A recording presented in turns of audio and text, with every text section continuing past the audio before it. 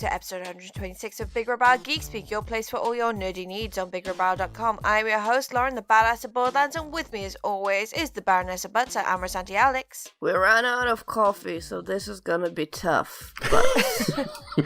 Oh, poor thing. And the dangerously darling Diarmuid. Hello there, how are you? Hello, Diarmuid, how are you? I'm good. I don't have any coffee either, but I'm not in such a bad state yet. How? Fluids, Alex. Lots of fluids. I had lots of red fluids yesterday. Does that contribute? Was it grape-flavoured fluids? Possibly.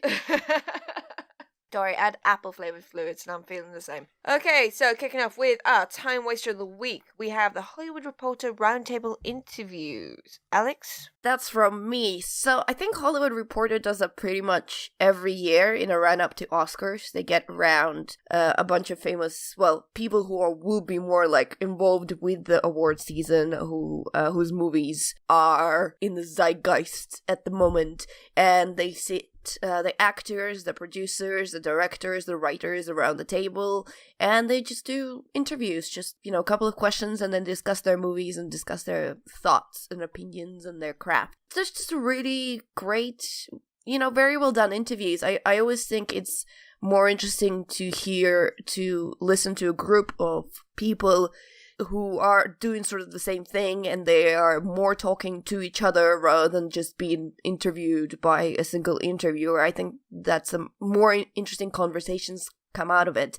The episode that I linked to the agenda is the one with the writers, because that's obviously the one that more speaks to me, and got, Sorkin and Peele, all that kind of people talking about their movies. And yeah, the one problem, they're not so much time wasters, because they're all about an hour long, and you have to be on the YouTube to listen to them. You have to waste a lot of time. You have to waste a lot of time. But I think it's the time well wasted. I think you learn something, or you find something fascinating.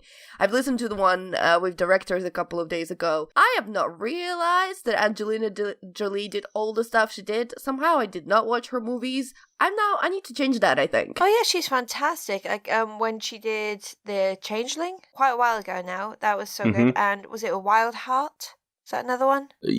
Something like that. I think that's the name. I can't remember exactly off the top of my head, but there's a bunch of stuff she's done, and she's actually really, really good. She's Clint Eastwood. She's someone that you wouldn't expect to be like a really good director as well, and then she comes out with some really, really good films, and I kind of got the same feeling as I got with Clint Eastwood. Like, I really didn't expect him to be that good a director, but then almost everything he's come out with so far has been really, really good. They're quite profound as well. Yeah, so that's my recommendation. Go enlighten yourself in the world of movies. Fantastic. Okay, on to this week's news. Joss Whedon leaves Batgirl. So I didn't actually realize they were making a Batgirl film. Yeah, so I can't remember when this was announced. I think it was about a year ago. Okay. Maybe a bit more, but like it was one of those kind of, this was going to be part of like the phase 2, the one like after Justice League. And I think this was their plan at least. And this announcement was my Patty Jenkins of phase 1.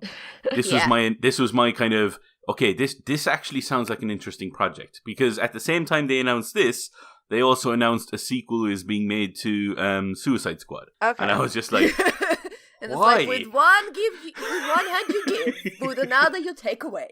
Well, that's the thing. The hand that's now giving is apparently leaving. Yeah, so again. That's kind of annoying. So yeah, the story basically is that Joss Whedon announced, was it this week? Yeah. Or something? Basically that, yeah, he apparently, despite being on a really exciting project, and despite Warner Brothers and DC apparently being really good collaborators and wanting to help him, he isn't going to do it anymore. And his words are, "I really didn't have a story." And you're like, Joss, come on, please. You make stories. It's what you do. You find stories. You made The Avengers. That was amazing. But that's the thing, like, one of his, like, pet projects for years before it actually got made was trying to make a Wonder Woman, either TV show or a film. So you would have expected him to have, like, ideas that you could maybe kind of tailor more towards Batgirl or something like that, but he just apparently didn't have anything. So it's really disappointing. Maybe he didn't have anything they liked. That's true. Like, this could be just a pile of crap just to cover up the fact that he just wasn't getting on with them. Yeah. And, they never say that. They always say creative differences and all that bullcrap. But like, it might be that case, but it's just disappointing in the end that we're not going to get a Joss Whedon Batgirl film, because I think that could be really, really good. You can come back to Marvel now. Come back. Come back home. Come back to us. Yeah, to be honest, as much as I was interested about Batgirl, I want him to do his own projects now. He hasn't been doing one in a very, very long while. And I want him to come up with just something very Joss Whedon, because I miss him. I need more of that stuff. Did you watch Much Ado About Nothing? Yes. Yeah, that was fantastic. That was really good. Yeah, and that was how many years ago? Oh, yeah, God. That's true. So many years ago. Yeah, he hasn't really dipped his toe into anything new in quite some time, so it's one of those. I really would like him to get back on the horse and do something. Yeah. Bad Horse. Thing is, Bad Batgirl. Bad Horse. He's bad. Sorry. I had to. Even though Batgirl was an adaptation of someone else's work, it would have been something from him, and that's why I was excited about it. Now, fair enough, if he does come off this and go on to something of his own, fair enough. But, like, he hasn't announced what he's working on yet, so... Yeah, I don't know, am I missing some movies in between? But basically, he had a very bad time with Ultron, and then he went on to have very bad time with Justice League, and then he was like, nah, I'm out of the Batgirl, right? He's not really done anything Joss Whedon-esque since before Ultron, right? Am I correct? Even at the start of his career, he was more of a script doctor. So, like, he kind of came into projects. So he's not, like, that isn't something that he's unfamiliar with. But I do think the Age of Ultron stuff didn't sit well with him at all. So No. I don't know if he's going to be coming back to Marvel anytime soon, especially with the people that are in charge, still in charge right now. So that's probably not going to happen. But at the same time, the DC thing, he was forced almost, well, not forced, but he was like, because Zack Snyder had to step down, he was kind of forced into the director's chair, which I don't know how much time and some ridiculous demands made of him, like that whole Henry Cavill getting rid of his mustache thing. Oh my god. The fact that they couldn't just shave the bloody thing off is just the most stupid thing in the world. And that was kind of forced on him. Like, there isn't much he could do about that, and he had to put his stamp on a project that clearly didn't have it beforehand, and I don't know how much time he had, how much money he had, but yeah, I don't think even he could make that work. Yeah. So yeah, maybe it is time for him to just go off and do his own thing, and maybe that will... The last thing he did was 2014. He wrote a movie called In Your Eyes. Nope, not ringing any bells. Nope. No. I'm just, the only thing I'm saying, they better have paid them shoot loads of money for Justice League, because otherwise this project is so creatively unfulfilling. Oh, yeah. Like, on a different level of creative unfulfillment. Mm-hmm. Okay, so next bit of news. Be Prepared will not be in the live-action remake of The Lion King, which is one of the iconic songs from the original animated movie. Boycotting this thing, what the hell do you mean? Be Prepared is not there, it's the best song. Jeremy Irons isn't going to be there to sing it. I know, which is another problem. Why did they not cast Jeremy Irons again? I know he's not black and we were trying to do good thing, but come on! He's Scar! Who is Scar? Who's playing Scar? I can't Now you're remember. asking. See, that's how unmemorable this whole thing is to me, that I can't even be bothered to remember who's playing Scar now. It's not Jeremy Irons, and that's the whole point. His voice was just dripping with sinister. So it's Chiwetel Ejiofor. Okay, fine, he's a good actor, but he's still not Jeremy Irons. Fair enough. And you wouldn't be able to sing Be Prepared. I don't have the same love that you guys have for that song particularly, so clearly I'm not in the know here. But the story goes on to mention some of the songs that are there, and they're the ones I remember, so I'm happy with that. I mean, I'm of sorry. course they're gonna Do I need to leave? Leave my Hakuna Matata in there. It's like, and the circle of life. But also, it's a CGI remake. It's not live action. Yes. Well, they're called live action anyway. Yeah, but they could put Jeremy Irons in it. That's fine. Oh yeah, they could do. And Seth Definitely. Rogen's being Pumbaa, so Yeah, you know what? I'm just not that movie. That movie is not doing anything for me. I'm sorry. And Lion King is my favorite Disney movie, so this tells you something. The only thing I like about it is they still got James Earl Jones. Well, yeah, see, James Earl Jones in that bag, but not Jeremy Irons. But Beyonce's Nala. I get excited about this news, but then remember, Nala, the adult Nala, has like 3 lines in the whole thing. So unless they want to write something more significant for her, which I guess they will because it's Queen Bee, but she doesn't say much. You're a king, or you should be a king, and then she slaps him a bunch, and then they do lion kisses, and that was it. Spoilers for Lion King. I am happy. I didn't look at the cast for the longest time, but John Oliver is Zazu. It's fantastic. That's a good one. That is really, really Eric good. Andre is Azizi. I don't know who Azizi is. Is he one of the hyenas? Yeah, probably. I'm very sorry if you can hear banging. We didn't know that builders were coming around today. So I apologize. I just heard. Yeah. I'll try and speak around it. Yeah, Billy Aisha is Timon. Is Whoopi back? Whoopi's not back. We've got Eric Andre as Azizi, Keegan Michael Key as Kamari, and Florence Kazumba as Shenzi. Who's Florence Kazumba? She's in Wonder Woman as a senator, and she's Io in Captain America Civil War and Black Panther. Oh, wait, was she one of the Dora Milaje? I think she was. Yeah, it looks like, I think she was. Isn't she the one, step away or something? Yeah. What's the line in Captain America? Can't remember. It was to Black Widow, though. I remember. Yeah. Step away or you'll be forced to, or something like that. Yeah. As much Badass. entertaining as it would look like, or something like this. In an African accent. It's fine. We got you. Anyway. So, there's going to be a new Beyonce song for the credits, because I was just thinking, they've got Beyonce, they're going to do, something for her. If she's Nala doesn't have a song. She has Can You Feel the Love Tonight, but she doesn't sing there very much. Timon and Pumbaa sing that. No, there is a bit where she does sing. Is it? Yeah, a little bit. She does a line. They're drinking from water. Wait, aren't there all 4 of them singing that? Yeah, and another voice, because I don't think Can You Feel the Love, the actual, first. Can you feel la la la? That's not either any of them. I thought that was Nathan It's like Lane an outside voice. singing that bit. Oh, it might be Elton John. I don't know. Both fabulous queens. No. It's Clearly, a we female all voice. need to rewatch the line. Yeah. No, I don't, because I remember everything. You just don't seem to believe me here. Okay, alright, moving on. The BAFTAs happened. Yeah. There's some sassiness. A lot of the women wore black to represent the inequality stuff, and brought female activists as their dates again, similar to the Golden Globes. Oh, yeah, and then Frances McDormand didn't. But I think she just missed the message. Yeah, but she just kind of said, look, I'm not wearing it, but, I'm with you guys. Yeah. I just want to wear this really nice dress that I have. So it's like, fair enough. Yeah, she's like, I'm not good with conformity. Yes, I'm with you. Like, fair play, you do you, darling. The thing that I love about Frances McDormand is that she seems to hate this awards, because every time the camera is on her, she's like sitting there rolling her eyes or making faces. She's like so openly not enjoying herself. She just hates everyone. Or exaggeratedly so. But then she wins bloody everything. Deservedly so. Salma Hayek is doing the announcement for the Best Actor Award, and announces her as the winner. So she goes, "We're here on this auspicious occasion for this grand year of women to celebrate men." It's like, yep, fair play. And then goes to announce the award. So the winner is Frances McDormand. Like, no, Gary Oldman.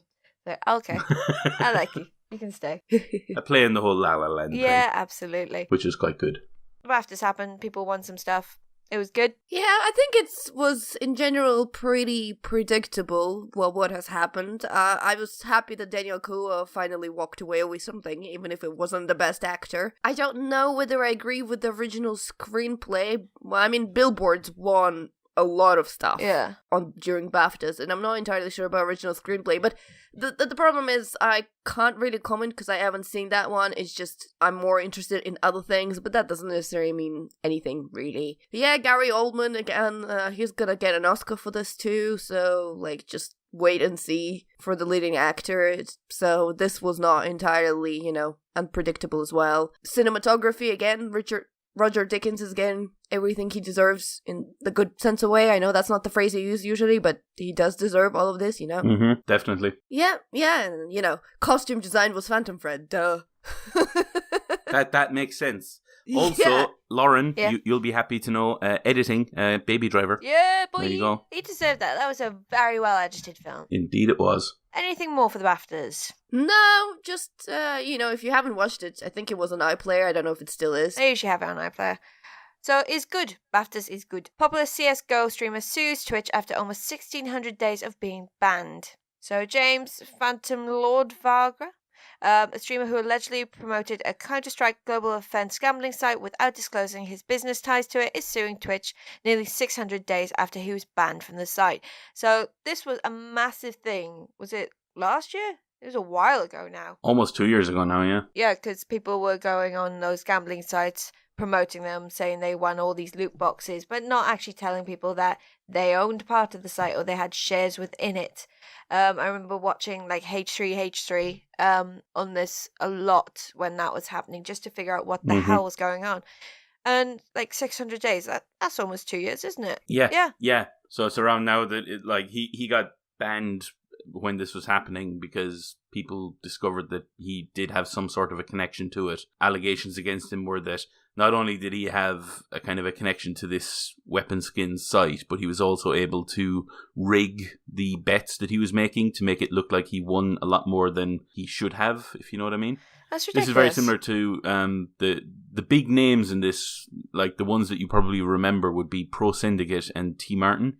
T. Martin was the one who did the apology video from his, like the lobby of his really big mansion with a big 4x4 out the window going, "I'm really sorry guys for making all this money off of you. I'm really sorry. And look at my dog. It's so pretty. Look at the dog. Forgive me. I have a dog. Oh, everything is nice now because I'm patting my dog." Exactly. I still see Pro Syndicate at all these events, and I just keep thinking, like, why are you here? You are a scumbag. Well, because little kids unfortunately don't think he's a scumbag. These guys have like fan bases that just keep them going. Like they don't need kind of popular approval because they have their audience's approval. Yeah. And they just kind of roll with that. And invariably, no matter what kind of allegation is set against anyone, there's going to be people who feel it's their duty to rally behind the person being what they think is victimized. Ugh. And it just kind of, it creates this us versus them kind of thing. And regarding this particular story, this is a guy who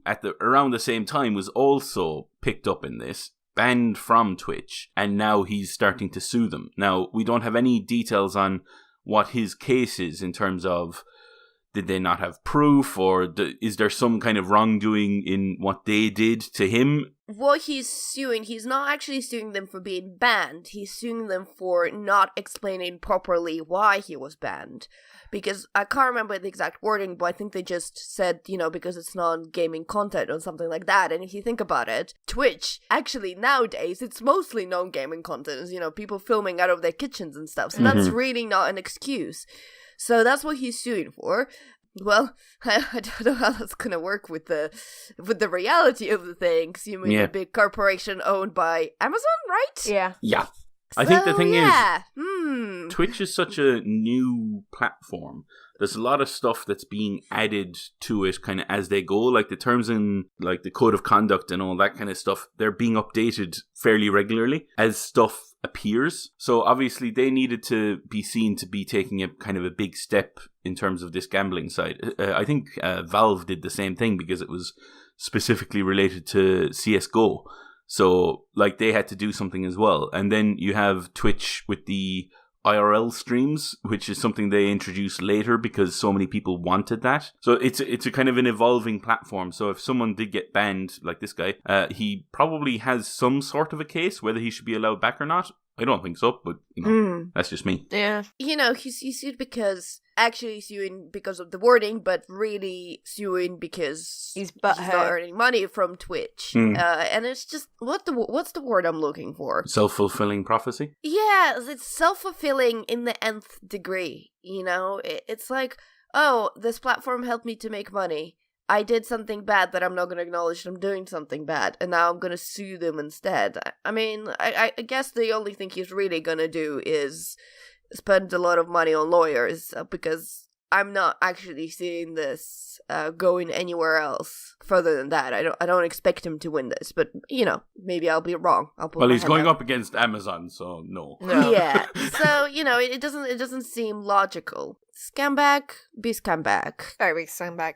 Okay, and final bit of news. Virtual tabletop simulator Tabletopia rolls its way onto iPad. I'm guessing Alex is very excited about this. Not excited. I just thought it was just interesting because, Tabletopia, I think they went off Kickstarter or one of the other fundraising platforms. Like Indiegogo or something. Yeah, or one of these. I'm pretty sure Team actually supported them through Tabletopia.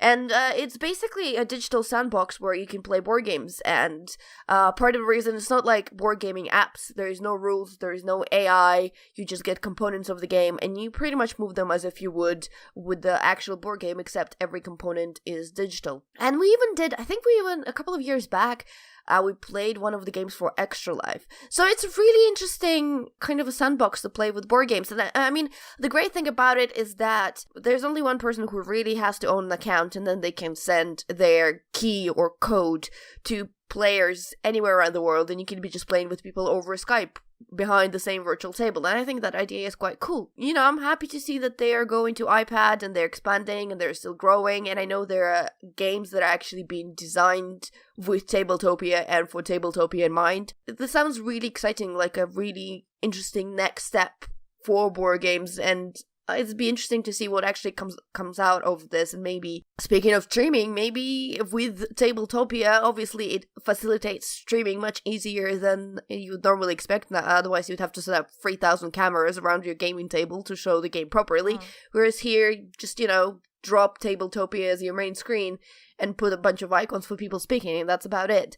So it'd be interesting where it goes from this, really. Yeah, maybe based on our previous topic about Twitch, maybe there's going to be another Twitch kind of stream going down, or similar to video games in real life, there's going to be tabletop games. Yeah. And this would be something that could go in there. Yeah, better than watching people in their kitchen or bedroom or something. Well, you say that. Okay, that's for a different website. That one is called Pornhub.com. That's not Twitch.tv. Oh, I'm just after checking the URL. There we go. That makes sense. Okay, so moving on to our topics for this week. Diarmuid, you've actually seen Coco. I still haven't seen it yet, even though for my birthday this week, I got a plushie of the big flying thing from it.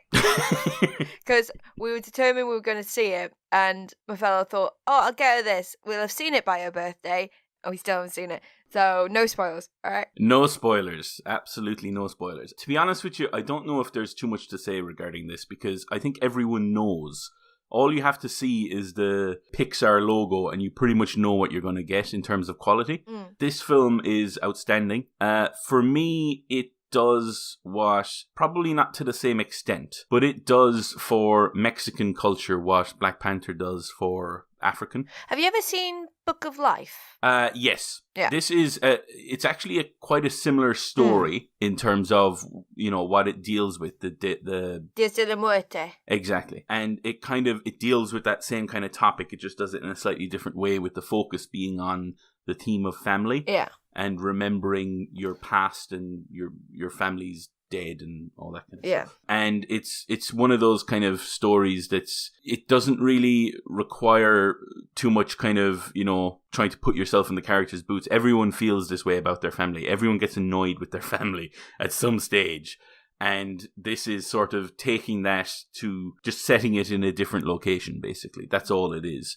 So it's incredibly relatable.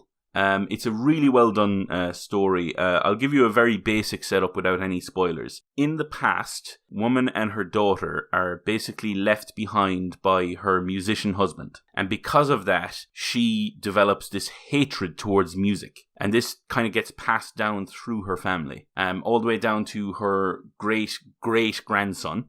He's a 12-year-old named Miguel, who actually loves music, but he has to kind of like it in secret. And obviously this leads to a whole kind of musical side to the film that's really, really good as well. And what happens is he finds out that his great-great-grandfather was actually this really famous musician, who he has adored most of his life for his music. And he decides that he wants to become a musician as well. A whole series of events takes place that basically means that he ends up in the land of the dead on the Day of the Dead, and if he doesn't find a way back to the land of the living before, I think, sunset, or sunrise, I should say, then he'll be stuck there. And that's kind of the start of the adventure. Yeah. And the rest of the film is just, it's exactly what you expect. It's really well done. It's funny.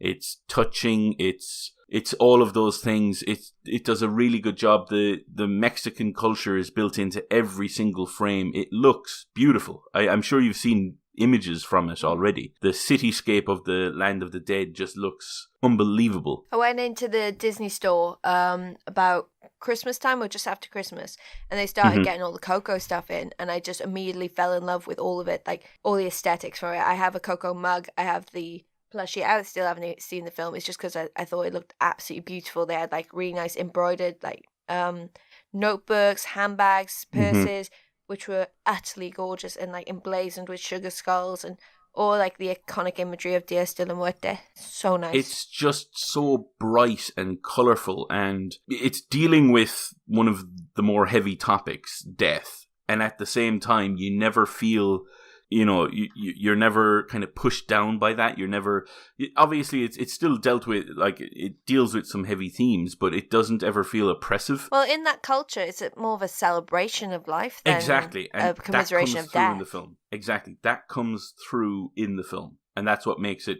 as good as it is. It's a really good movie. I don't know if it's still in the cinemas. I'm assuming it might be, because it did do quite well. If you get a chance to see it, do. It is really, really good. Really worth your time. One of the best films of last year, in my opinion. And it's top recommendation from me. Why is it called Coco? So Coco is the name of the musician's daughter. So it's his great-grandmother. And as you can guess by the moniker great-grandmother, she's quite old. And she's approaching when she might die. But he has a really great relationship with her. They established that quite early. She is pivotal.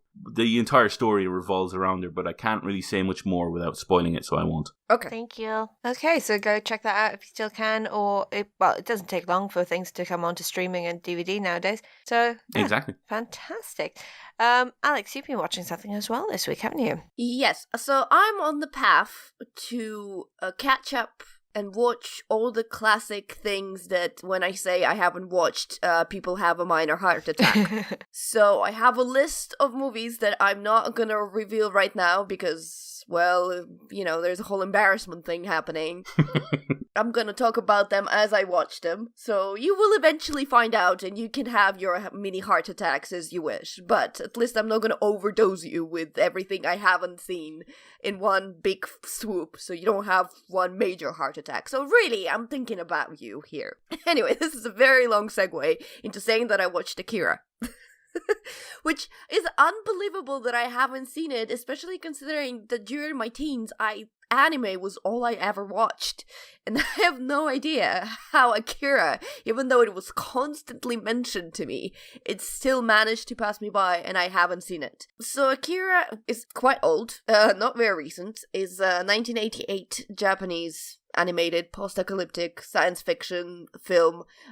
It's one of those classics now. It's one of those things, it's like Blade Runner. It informs so many things. You look at it and you see everything else that kind of developed after people have seen it and observed it. It follows the story of two friends, Tetsuo and Kaneda, and initially they're in a biker gang, so there's this whole iconic biker chase through the beautiful city, and then basically Tetsuo gets telekinetic abilities and powers through shenanigans, and they go from there. Another sort of a bit of a backstory that happened is that this is New Tokyo, Neo Tokyo, because the original one was destroyed in 1988, and that kind of sparked World War III. There was a big explosion, no one really knows why. And so this is a brand new Tokyo in 2019, I think? I think that's when it's set, yeah. It's around then, anyway. Yeah, so, we're getting closer to Akira. Yeah, and so things happen in Neo Tokyo. Look, one of the things is, even though it's 1988 anime, gosh, does it look fantastic. Oh, it looks amazing. Mm-hmm. I don't think the people look fantastic, but I do appreciate that despite that they all look intrinsically Japanese, because sometimes the anime kind of forgets that they're supposed to be Japanese people and just draw them whatever. No, luckily these people, you understand that they are Japanese students in Japan. This is where all it's happening.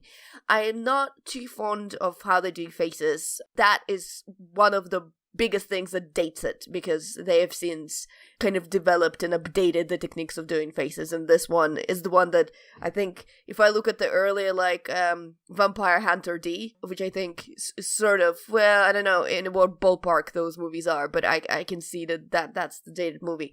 The city, however, and how they do and play with the light and with the reflection is absolutely a masterpiece. Just looking at all of that, when they do the swiping shots from the city, it looks so good. And the chase of the gang on bikes, they're fascinating just because of how they do the light and how they show movement and how that all transforms. The story in itself, it's interesting.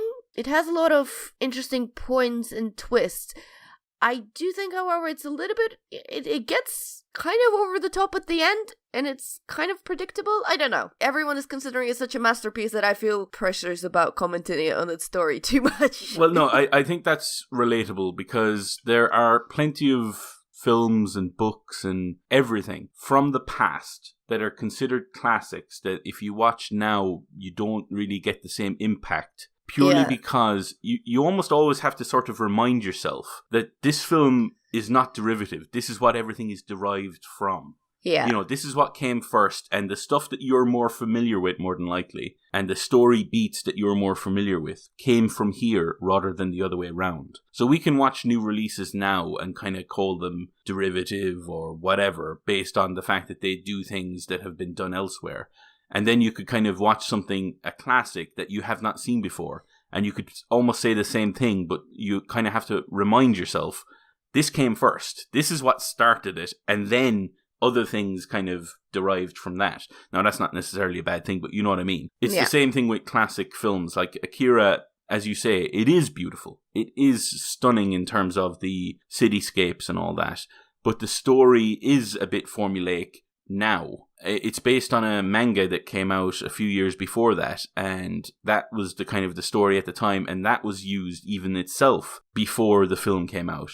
So there are certain elements of it that I wouldn't call classic, but I don't think any film is, you know, perfect. But like Akira as a story, I remember at the time just thinking I had never seen anything like that when I watched it, and to be honest with you, I still don't think I've seen too much like it, or at least it does anything that it tries to do better. And it's one of those things where I think the film alone stands on its own, but as soon as people see that it's animated, they immediately switch off, which is why I'm deathly afraid that they're actually going to go ahead and make an Akira live action film. They've been threatening that for like 20 years. They've been threatening to do it for ages. Yeah, I remember there was one iteration years back that was going to have Leonardo DiCaprio as Kaneda, and what's his name from Spider-Man? Tobey Maguire as Tetsuo. Well, to be fair, I can imagine Tobey Maguire as Tetsuo. Well, that's so true. Like, that. he can do a bit of a mental case, all right. He can do that. But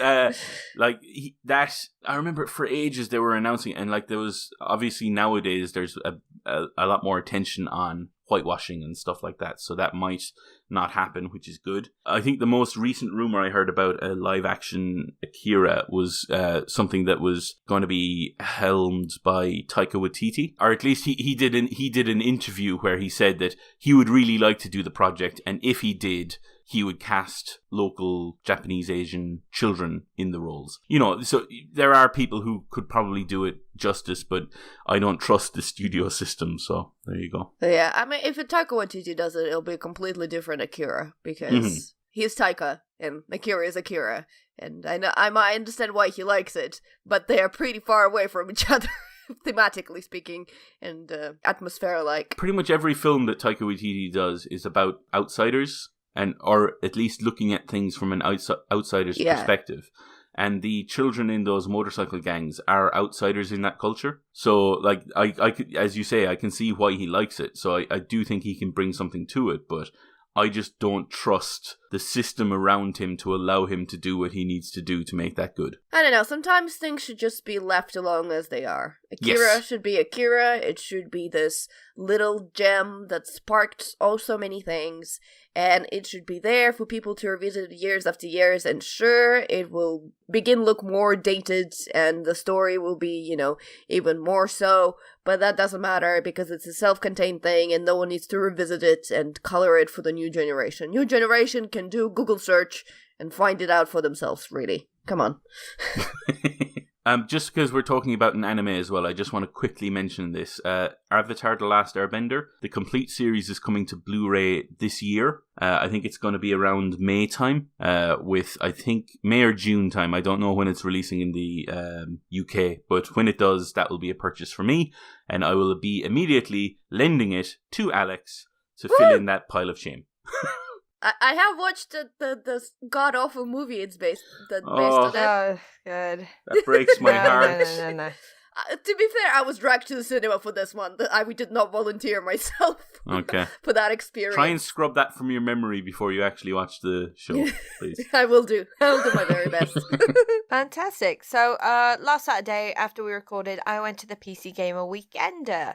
Did either of you manage to pop over? No. Unfortunately not. I had Black Panther booked for that afternoon, as well as work. Yay! Work. So, saw a few interesting games. It seemed a lot lighter on the floor than last year, if I'm honest. Didn't seem as much going on.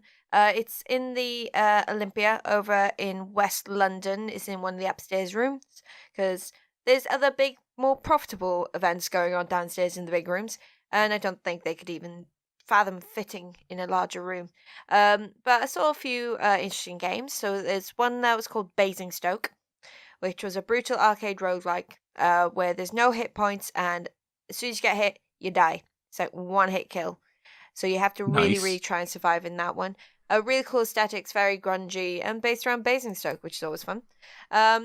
We had another iteration of Guns of Icarus Alliance, which is a team-based co-op game, kind of like FTL, but more in a 3D environment where you have dirigibles, and you have to kind of shoot at other people's dirigibles and shoot them down, basically, but you have to maintain your own. So you have your gunner, you have your captain, you have your maintenance. You all work together to make sure that your dirigible, I like saying that word, stays afloat. Played a tiny little indie game called John Mambo, which is based on, well, it's kind of like a love letter to all the old kind of 80s action films. It's in a top-down 2D style. You're running up towards the top of the screen, trying to get to the end of the level. Very cartoony in aesthetics, but very, very fun. You have limited weapons. You do WASD and use the mouse to aim and fire. You can get like large bombs, you can get grenades, and you have to kind of defeat everyone as John Mambo. Again, quite fun. Yes, his name is I John love the Mambo. names. There's Murderous Pursuits, which is kind of reminds me of the Hitman Agent 47 missions that been out over the last year and a half or so, where you are an assassin, you're trying to blend into an environment and kill your target. But with this one, it is a multiplayer, so you have up to 7 other players in there trying to also kill that target or you. The aesthetics is very nice. It's kind of like in a kind of like a Miss Marple setting. I can't think of the year, like Victoriana, kind of just after that. Looks very, very pretty, very fun. There's PC Building Simulator, which I actually kind of failed at. So I was playing, sorry, I slammed my hand down then because I was quite angry. So you have to build a PC, and it's like, oh, that's pretty easy. So I started doing all the bits. It's still in, I think it's in beta. And you open up your case, you take out all the bits inside, then you put in all your bits, you secure it, you use your like thermo cement and all that, and you put it together and you try and put it on. It's like, you are missing something. Like, what am I missing? So at certain points tell me like, oh, you need to thermo cement the CPU. It's like, that's fine. You haven't put all the casing bits in. Okay, that's fine, I'll do that. Just put in a little bit of venting at the end, like oh yay, I have made a full PC. And I'm there with one of the guys who was promoting the game, but he's never managed to finish it because he played it for the first time that day. The developers had gone off to do a talk on the stage, and I was actually wandering around with someone who'd made assets for the game. None of them could help me.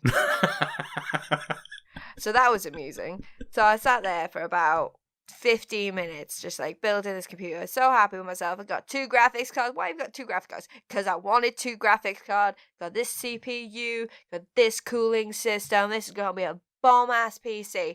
Don't work. Oh, because I'm going to be a Twitch streamer. Yeah, couldn't even switch it on. So I took my beer and left. But it's an interesting concept. It looks kind of fun. If you don't have the money to build your dream PC, get PC Building Simulator and get frustrated, because I did.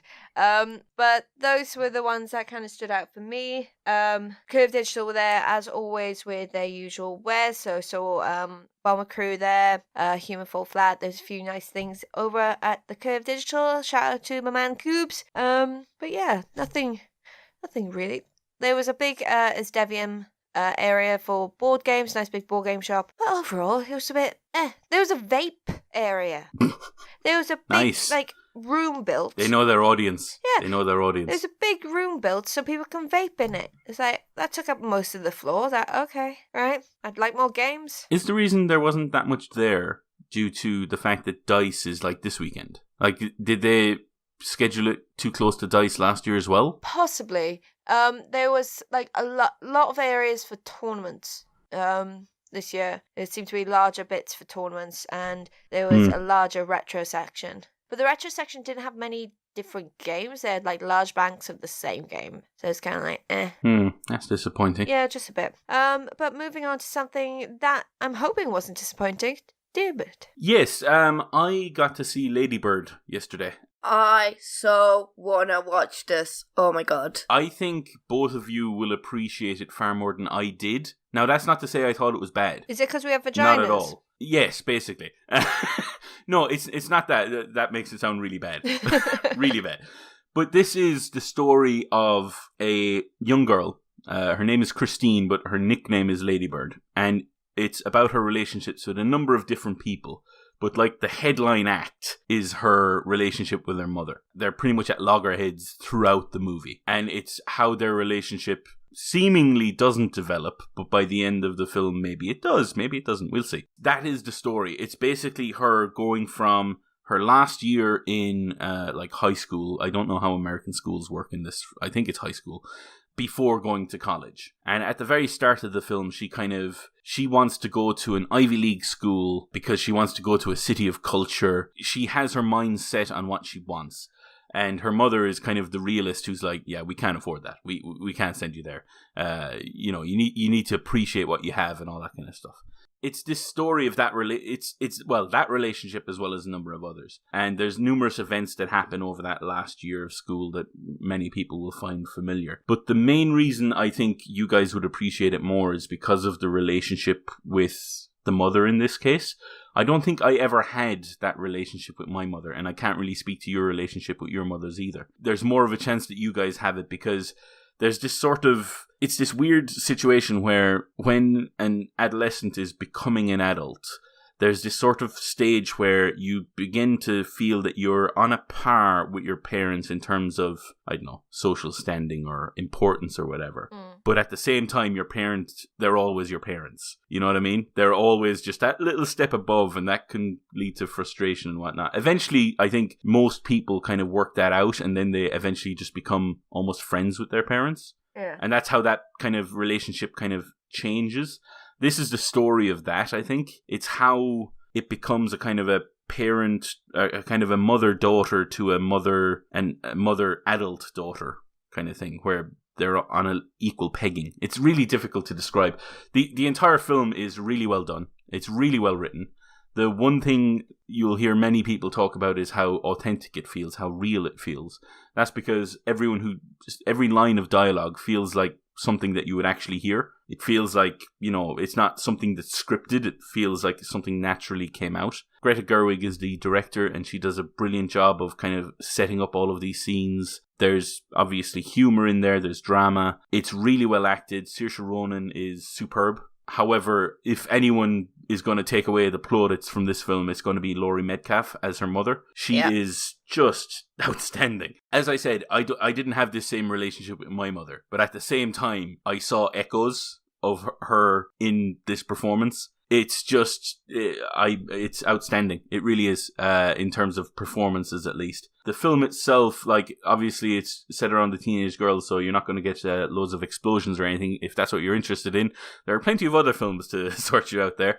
This one is just a really interesting story. The character of Lady Bird, like, at the start, I actually didn't really like her. Like, she seemed a bit pretentious and a bit, there was certain elements of her character that I just didn't. Well, she's a teenage girl. Exactly. Not many people like them. But exactly, I think most people will go into this outside of the few that will identify as her. The rest of the audience might not. But at the same time, by the end of the film, I was on her side. I was rooting for her. I was rooting for her relationships to resolve in a way that was good. You know what I mean? So she still manages to, despite being unlikable, garner that kind of sympathy. For instance, Wolf of Wall Street. I hated that movie. Absolutely hated it.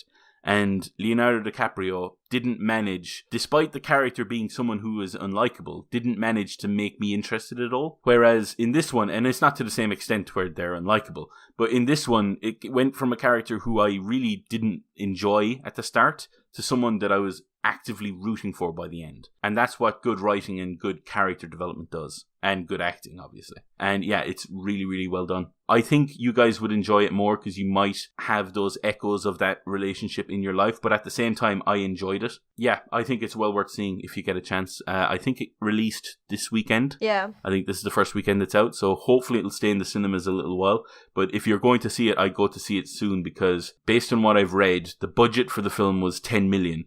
And it's only made 48 million. Now that's a success for that film, but that usually means if it's made that little, it usually means it's not going to be in the cinemas very long. Yeah. So just be aware of that. It'll probably be in Prince Charles and like the little kind of boutique cinemas for a lot longer. Oh, yeah, exactly. So you might still find it some places, but like for the big kind of push, you might need to go and see it like this weekend or next weekend. This is what annoys me about all of us people. How do absolute crap, I don't know, think of any crap superhero movie, make millions upon millions, even though it looks crap.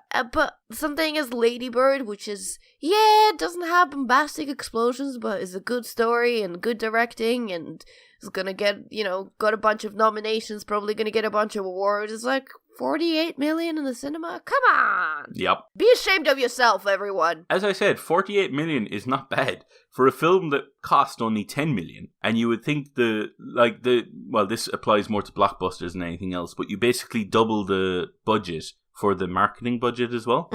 Yeah. So let's just say it was 20 million. It still made 28 million. Like in profit. So that's still very, very good. But at the same time, that number pales in comparison to some of the crap comic book movies and Transformers movies that we've been talking about on this show. Transformers, yes, let's forget that. You're going to watch that instead of Joe, let's have a conversation, Joe. But to be fair, she'll go see both of them, so I can't. Exactly. I think Joe is one of those people who will go and see both, and specifically for Transformers so that we don't have to. But for Lady Bird, so that she can do what I'm just doing and, recommending it highly.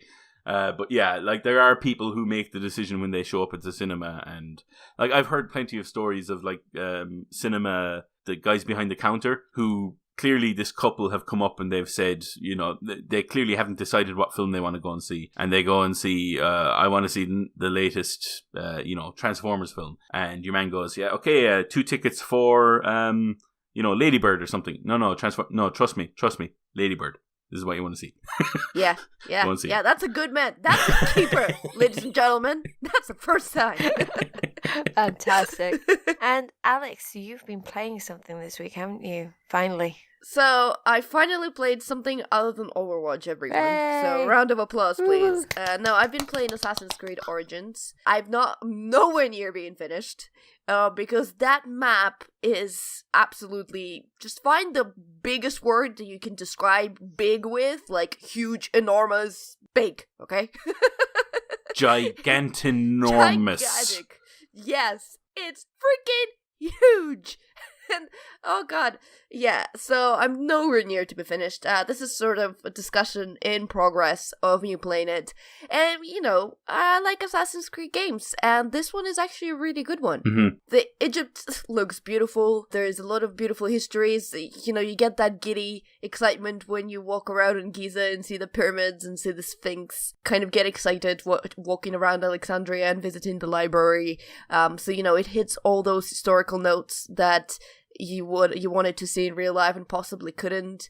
I do also like that they haven't translated everything to English, so while you walk in Alexandria, you actually hear Greek. A few of you that know that I've lived a bunch of years before in Cyprus, that this kind of feels like home to me a little bit. So I'm walking around Alexandria going, "Oh, this is so cozy."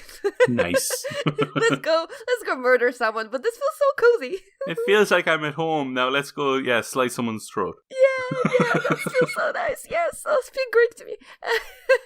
So yeah, in the terms of good, what I absolutely love about this game is the relationship between Bayek, who's the main protagonist, and his wife Aya. Now, for those of you who listened to my Alex Wilton Regan interview, she obviously was a voice actor for Aya. Mm-hmm. We did talk about that a little bit, but guess you haven't.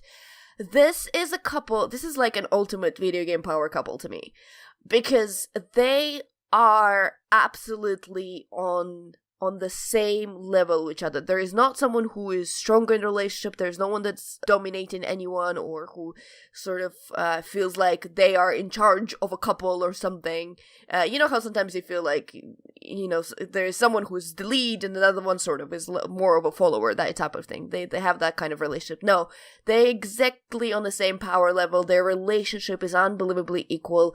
You can see straight away that they love each other, but they're also incredibly dependent. That when one of them goes off to do the things that they need to do, the other character, at least so far, does not really moan about it that much. They're like, okay, yeah, I understand. This is what you have to do. You have to go off and do that. And that relationship is really great, and it gives such a great human feel to the story, because I think you immediately identify with it, whether you think that Bayek is cool or you think that Aya is absolutely amazing. You feel those characters at the same time, and I think that attracts you to their story and you become involved with their personal family storyline within the game. The storyline is actually pretty much, as old as time. It's pretty much as any Assassin's Creed game.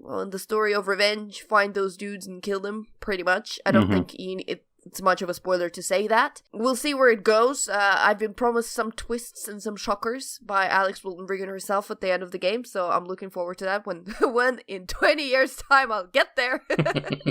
As it is in the Ubisoft game, do expect a couple of bugs. The one thing that I really like, when you used to be able to call your horse and then ride somewhere. Well, I can't remember if they had this in Syndicate. I'm pretty sure they had at least parts of this mechanic in Syndicate. But right now, you can select your objective where you're going, you can jump on the horse, and you can press follow the road and go to objective, put controller away, and just watch the horse ride itself to your objective without you moving at all and just enjoy the surroundings. Which at first, I thought it was kind of lazy, like, you don't even need to ride in this game, what's up? But at the same time, I was like, well, now that I don't need to focus on actually, walking straight with my horse, I can actually look around and enjoy the game and the levels and what they did with the open world, and it's really nice. But from that comes, some bug humor when your horse really wants to run through the wall and won't stop and just goes in and out of the wall, in and out of the wall, in and out of the wall because it wants to get to your objective but can't. I distinctly remember, I think it's within 5 minutes playing the game, and I had a camel back then, and a camel was running to me, so I did my whistle thing to get the camel, and it ran into a column, and I think there was actually a bang, it went boom! It got stuck in the column. Oh, well, so there are minor bugs like that. Sometimes the ridiculous things happen in this game, and people run funny, or they do funny things, or they get stuck in walls. There was a moment where somehow I was in this bandit camp, and I wanted to open the chest, but instead of opening the chest, I somehow appeared inside the wall behind the chest, and I couldn't get out, but I could shoot my arrows out. So I accidentally set the whole cave on fire, and I still couldn't get out of the wall. Yeah, I had some experience with bugs in that game. Yeah, that was interesting. Yeah, have you played Assassin's Creed Origins? For me, I got a few hours in. I haven't played it in a while now because you kind of mentioned at the start the gigantic open world, and that's what immediately kind of hit me. And I was like, I don't have time to invest in this. I don't have the 200 years that you're planning on putting into this. I do not have that amount of time. And it was kind of, it felt like I put hours into it, and I play missions and I do really well. And I try and focus purely on the story missions where possible. But sometimes you kind of have to do the side ones as well to... Yeah, because it doesn't let you level up just through the main missions. Exactly. So if you wanted to proceed into the next one without immediately being killed by something completely so overpowered compared to you, you have to do some side missions. And I do have to say, side missions are hit and miss. Sometimes I find them really interesting, and sometimes I'm like, oh, just get on with it. Just give me this XP so I can move on. And that's what kind of happened with me, because I spent, 8 to 10 hours playing the game, in total. And I looked at the map and I realized I had barely scratched the surface of what it wants me to do. And after that, I was just kind of like, there's other stuff to play. And I kind of drifted off onto something else. And just anytime I kind of scroll over it on the menu bar on the PlayStation, I'm like, I'll come back to it. I don't know if I'm ever coming back to it. Years. It's just one of those, It feels daunting. When I scroll over it, I'm like, it's almost like getting vertigo and just kind of moving on to the next one. Yeah, well, I don't know when. I'm playing it, I don't know, a couple of hours each week, trying to kind of chip this game one at a time. I think they already released a DLC. There is also the whole just exploration mode where there is no fighting that I really want to try out because it just sounds amazing, where you just walk and discover ancient Egypt, and I'm so happy they're doing that actually, because they should have been doing that for so many games before this. Yeah, but did you hear about that discovery mode? That they've covered up the nips and the genitals of the statues. Have you heard that? Huh? In that discovery mode, if you go into it... No, I heard you. This is hot of indignation. Yes, they've covered up the statues and stuff in the game to block out that. Because I'm assuming they believe this mode will be used to teach children the different areas, and they don't want children seeing statue boobs. But these are statues. Children go to museum. They're naked, Renaissance people all over there. Yarp. With their tiny wheelies out as well. Yarp. I mean, children know wheelies exist, and boobs exist too. Yarp. They're not gonna...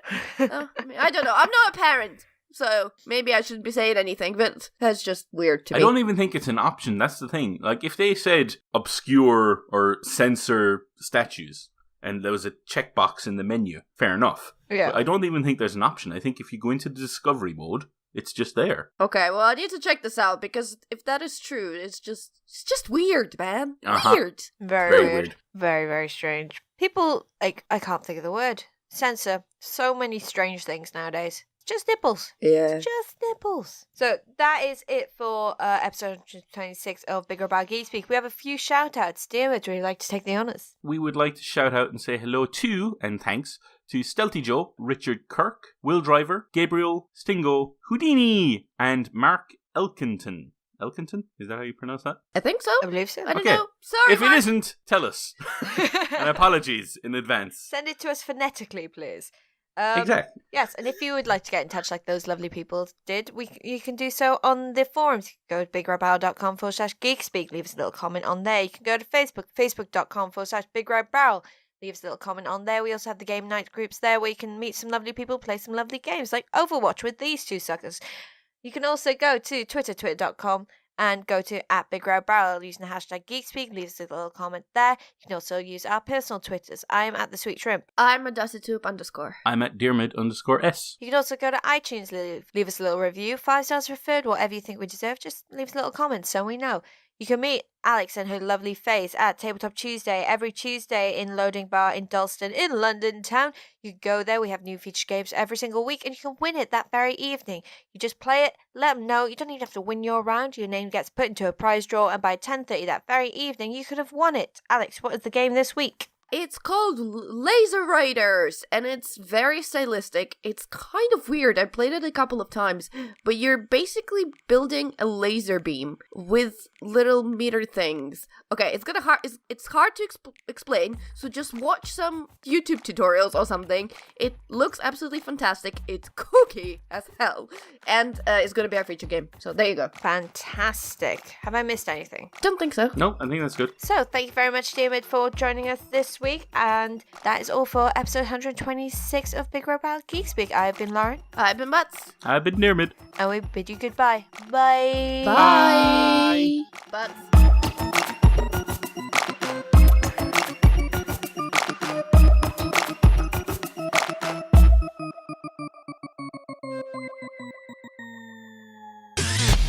You and your ears are quite welcome. For the podcasting goodness that you just heard. Why not roll on over To BigRedBarel.com for more podcasts? news, reviews, and videos from the biggest, reddest site on the internet. BigRedBarel.com